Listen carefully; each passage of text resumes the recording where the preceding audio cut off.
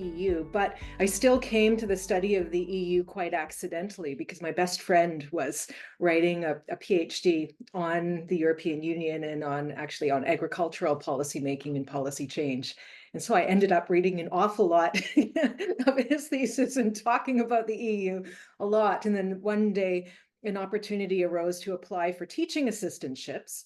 And so I became a teaching assistant for Simon Hicks on his course. And I don't know if any of you have read his wonderful textbook on European Union politics, but it's, the brilliant thing about his textbook is that he brought a comparative politics approach to the study of the EU. And it's really focused around compelling, like really interesting research questions for every, aspect of EU institutional design. And so it caught my imagination. And I just thought the EU is a pretty fascinating political system. And I loved the judicial politics. I loved looking at problems of constitutional evolution and also questions of the development of party systems over time, because this had been my fascination also in comparative politics and comparative federalism, is this idea of, well, how do we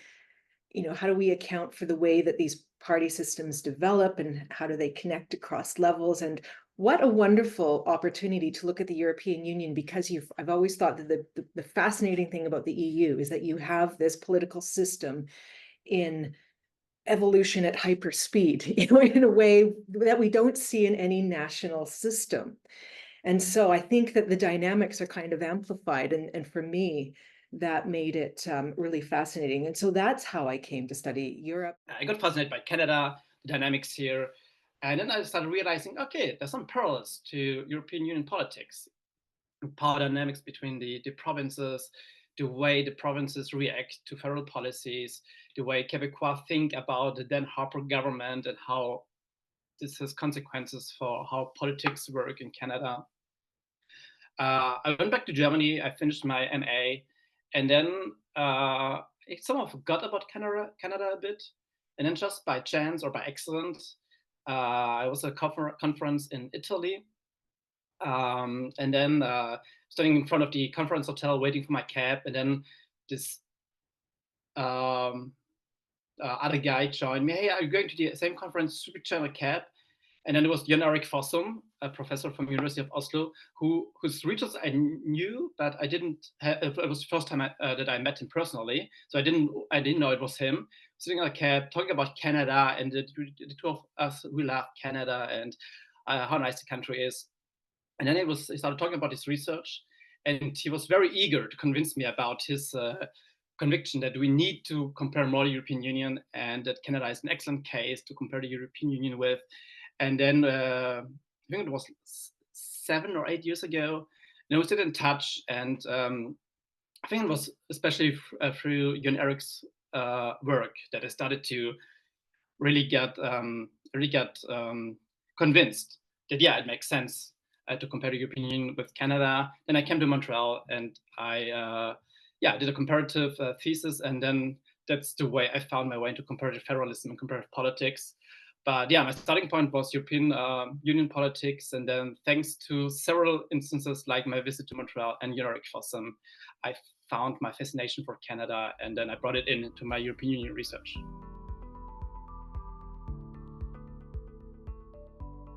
But I think Canada is a very interesting case to compare to the EU, at least for many of my own research interests, because of kind of the societal dynamics, I think. And if you look at party systems especially, I think that Canada has an interesting basis or way in which partisan identities have been formed and are maintained, leading to, in some cases, almost a split party system at the provincial and federal level that makes it a very interesting comparison to party competition in the European Union. And I think also that the EU and Canada offer us some interesting comparisons if we want to look at questions such as how multi-levels deal with policy evolution. I mean, this kind of gets beyond some of the areas that I look at in my own research, but I've always found this interesting in your research, Johannes, looking at some of the when you look at trade negotiations. I thought, it's, a brilliant comparison to use, because it's a fast-moving policy conditions that require institutional innovation and response. And I guess finally, I think in Canada, we have, I think, very strong provincial identities, politically shaped provincial identities, which then get asserted in terms of trying to kind of reshape the institutional and federal relationship. And so I think this is quite useful to bring into an EU comparison, where we have this interesting dynamic of member state power being, that across policy domains and also across times we can see these changes. On a remarqué que depuis longtemps, notamment Laurie a déjà mentionné Simon Hicks, mais aussi d'autres qui ont de plus en plus utilisé des approches, des théories, des concepts de la politique comparée pour de l'Union européenne, mais il manque quand même de vraies comparaisons, vraiment des études comparatives qui comparent littéralement l'Union européenne avec d'autres systèmes. Laure a mentionné les États-Unis qui quand même ont été utilisés de plus en plus comme un cas pour comparer l'Union européenne, mais en général, les comparaisons restaient quand même rares, et ça nous a un peu frappé, attiré notre attention. Il y a quelques exceptions, comme je mentionnais tantôt, Johannes Fossum, qui depuis longtemps dit qu'il faut comparer l'Union européenne davantage, notamment avec le Canada. Donc oui, ça fait du sens, comparer l'Union européenne avec le Canada.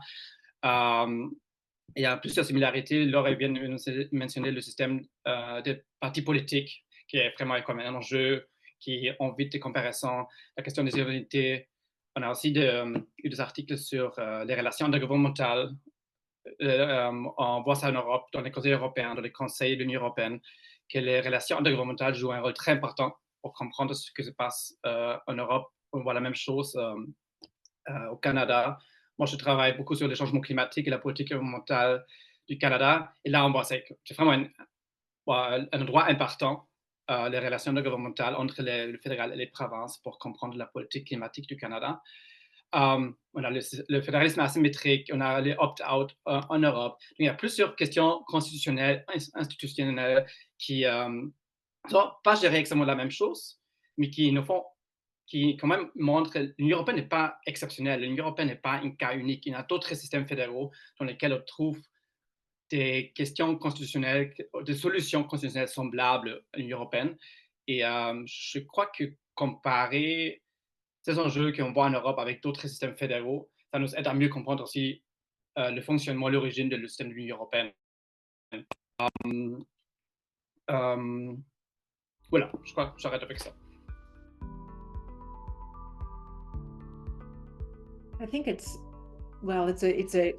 a complex political system, probably one of the most complex political systems, and it's also, it can be a difficult comparison with Canada. And so you are, as a researcher, you are faced with the problem of how to deal with context and how different contextual differences are going to affect your analysis. And I think as a researcher, it forces you to think very carefully, theoretically, about the basis of your comparison and to draw the boundaries around what you are examining. I think we need to look for functional equivalencies and be very alert to the differences in, once you've defined the scope of what you're comparing, be quite alert to the differences and attentive to what difference you expect those differences to make. And so you can then, I think, prepare a careful ground for a comparison. And I think that I think that you have to be quite targeted in your comparison in order to maybe make the comparison work most effectively. I was thinking a lot of one question that came along very often in the last 5 years. Probably it's not really a pitfall, but more kind of a challenge when comparing you to Canada is the resistance you have to face in conferences for publication. Just last year, 1 week after my PhD defense, I presented my paper at McGill, actually, and then one professor commented my paper, and he said something like, well, when I teach Politics 101, I tell my students that the European Union is not a federal system, so I really don't get why you would compare the European Union to Canada. Personally, I didn't really care. I was okay, I just finished my PhD. I'm just going to ignore this comment. But to be a bit more serious, yeah, you have to make a strong case for the comparison, because you will face a lot of resistance to this kind of research.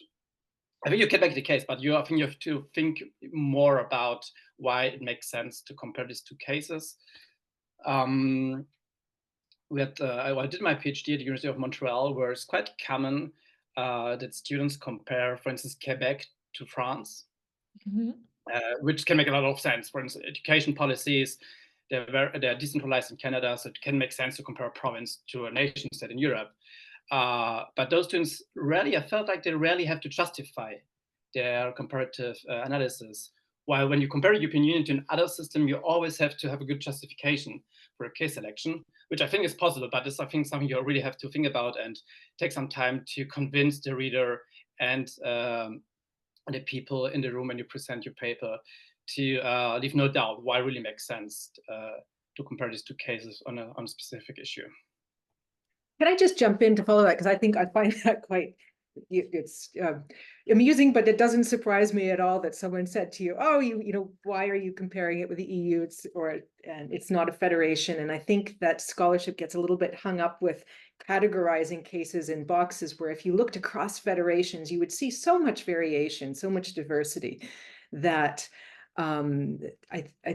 automatically we would have to be in a position where we are very careful about which dimensions of those federations we are comparing. And so again, if you're looking at the EU as a case, I think you need to be very specific about what aspect of the EU. If you look across policy domains, it looks very, very different. There are some aspects of the EU which are much closer to a federation than others. And so it's, I think it's a good, even taking the EU as a case is a good idea to push back against this kind of reflexive categorization that we're sometimes drawn to in research, and it forces us to be a bit more specific, which I think then clarifies the research aim, the basis of the comparison, and it pushes us beyond less useful categorization.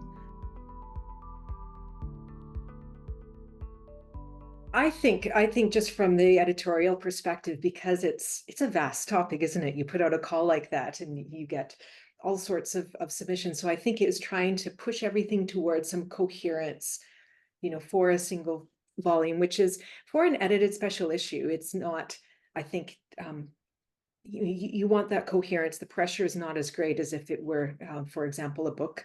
But that, I don't know, what do you think, Johannes? I think that's what, from my perspective, I think that was a challenging aspect, trying to get us all of these submissions to somehow speak to each other a little bit, so that we could, from all of them, draw out some conclusions, because there's such a rich range of material that all of the authors were engaging with on different policy areas.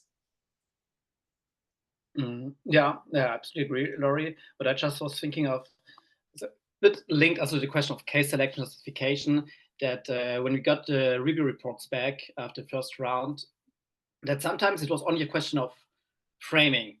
That sometimes I think that one very strongly negative review on one paper, because the reviewer wasn't really convinced at all about the comparison of the EU to Canada. But at the end, it was about just the framing. What is the puzzle? What do we see empirically that makes it interesting to compare the European Union to Canada? And then I think one thing that works quite easily when you see, like I mentioned before, France and Quebec, education policies are decentralized in Canada. So it's kind of in methodological terms, it makes it quite easy to explain why I compare France to Quebec. I would say environmental politics is also a nice example of why it makes sense to compare the European Union to Canada. But then we had also cases in the issue in which policy areas were compared, in which we saw, for instance, centralization in the European Union, but not in Canada. So we had different outcomes. And then the author wanted to explain, to find a variable that helps us explain why we see different developments in both cases. So instead of a more similar case design, we had, or the other way around, we had different case action designs. And I think that's something some reviewers had trouble with, to also see as of the past. Okay, the systems are very different, so why would you compare them? But then I think the author then managed to convince the reviewers, no, I can also compare two different cases because I want to explain why they are different. But I feel that a lot of cases like this were solved just by like the framing, and to introduce the reviewer, the readers better to the puzzle and to the motivation of the research.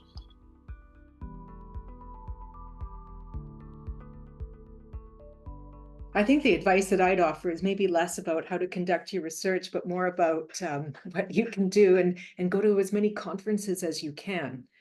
We've got the XSC conference, and this year it's in Ottawa. You can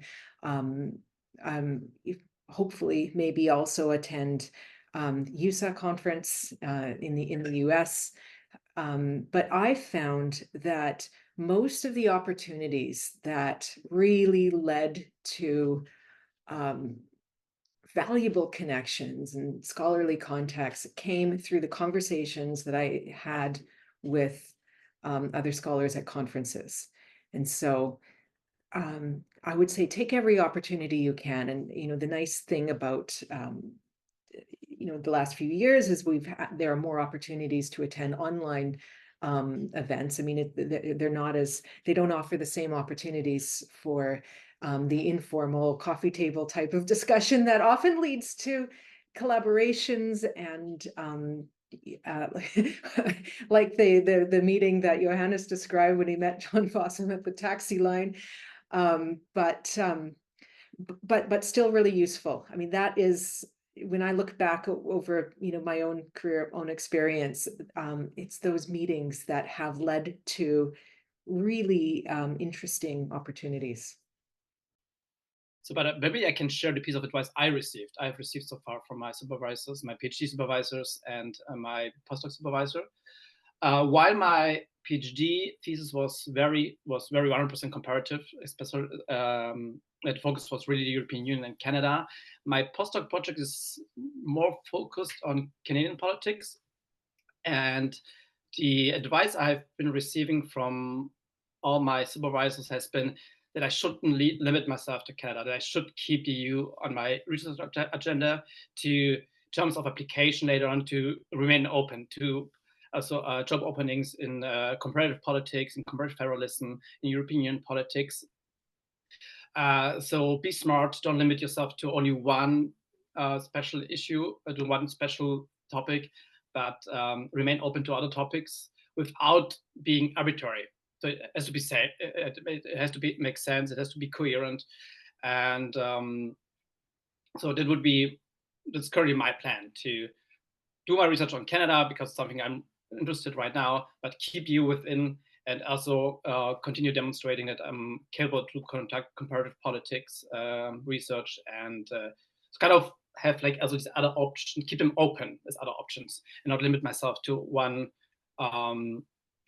specific field.